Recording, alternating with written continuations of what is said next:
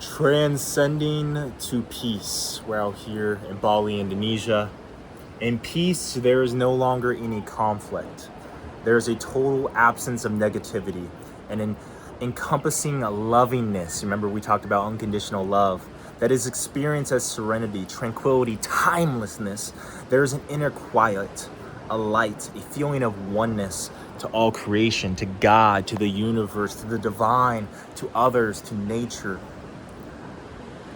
There's a feeling of unity and total freedom. Actions become effortless, spontaneous, harmonious, harmony, and loving in their effect. Oh God, oh Jesus, we are at peace through transcendence, through the levels of consciousness, raising our frequency through surrenderance, through love.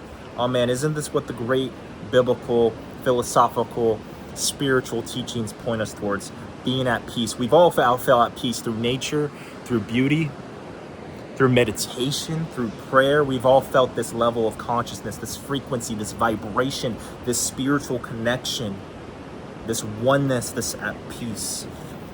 Amen.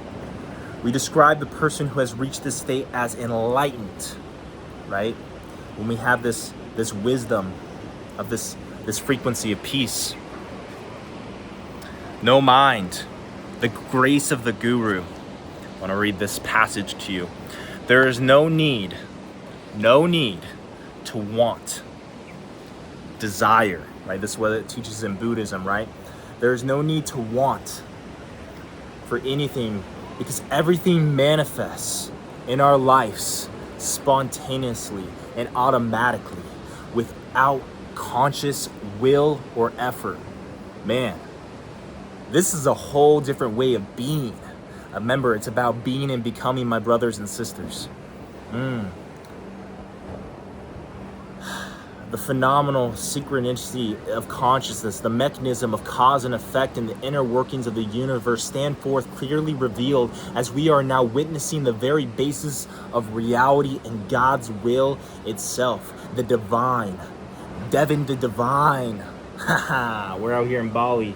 These are very high states of awareness happening spontaneously and unexpectedly, right? You're not operating like Buddhism teaches that desire is the root of all suffering. You're not operating from this capitalistic, individualist mindset like, oh, I need this to be happy. I need to go to this vacation. I need to eat this food. I need to be with this person, right? That isn't peace. That's operating from the consciousness, the frequency of desire. I need this to feel this way. Versus acceptance, willingness. Remember, we talked about oneness, unconditional love. Now we're talking about being at peace. Everything is perfect the way it is. God's creation is perfect. I am perfect. Everything is perfect just the way it is. We've all experienced this through a glimpse in our lives, or we've witnessed it. We've experienced it. All right. It seemed very strange that one previously thought that there was an isolated body separated from others with limited being and finite ending. Realizing that you are more than just your mind, you are just more than your beliefs, you are more than your identity, you are more than your body, you are more than this human experience. And after this human experience, there will be more. And I'm not speaking as a religious guru teacher telling you what to believe in as far as an afterlife. Very high likelihood that might be the same as before. Your consciousness ceased to exist before you were born. Do you remember before you were born? Some claim they do. Maybe you return to earth, return to the dirt, return to the worms, return to the birds, return to the trees, and even that atheistic, evolutionary, scientific, I see that as beautiful spirituality within itself. Not claiming that's the truth, not claiming that's what you should believe, but I'm saying even if it's just that, which there could be a high likelihood that you just died, turn to the dirt, but turn to the dirt, then you turn to the worm, then you turn to the bird, then you turn to the snake, then you turn to the tree, then you turn to the plant, then you turn to the air. I see that as a beautiful all oneness creation of the universe, God, divine, spirituality within itself right there. All right, I guess that's enough of the reading of the passage I'll do for right now. I think you get the gist of this piece, this frequency you want to operate from.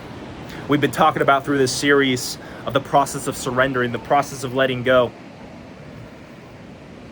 It's a concept. I'm a very agnostic universalist in a lot of ways, but I don't claim onto identities, or I hold strong convictions loosely, because I'm a seeker. I'm curious. I'm interested. I seek value, utility from philosophy, from religion, from practices, through personal development, through different religious practices, through different religion texts, through different philosophical texts, through psychology and personal development and philosophy and religions. And obviously, I have deep roots in Eastern religious practices as well as Christianity.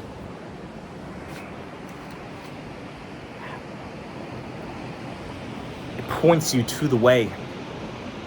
I am the way, the truth, the life, Jesus said. I believe Jesus was transcended, enlightened, one with the divine, one with the creator, one with Yeshua, Yahweh. Amen. So it shall be done. Operating from oneness, operating from unconditional love, operating, and he's great embodiment of that. That's why Islam, even though they don't believe in they have all these different conflicts, it's not divine. The acceptance, the willingness, the unconditional love, the oneness, the peace, right, that we're speaking about. Right out here in Bali, Indonesia, just try it out. Try to not use your intellect, your mind. Practice no mind, heart. Live from the heart, live from love, right? In your head, you're dead. Amen. If in your head, you're dead, live from the heart.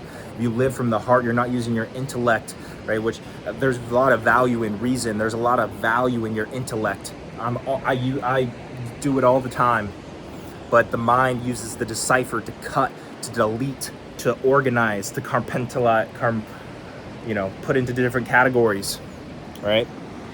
It's not used to love, to have this tranquility, the serenity of unity, of love, of unconditional love, of experience. The mind, you don't get there through theology, through the mind. You get there through the heart, through the spirit, through experience, through living, through loving, through giving.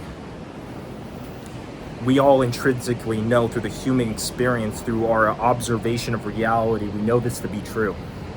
And we don't even need our reason to do it, but we use science and theology and reason in our mind to put to words, to describe these things, these biblical, these texts, these wisdom teachers, and they point us to the way, to the truth, to the light.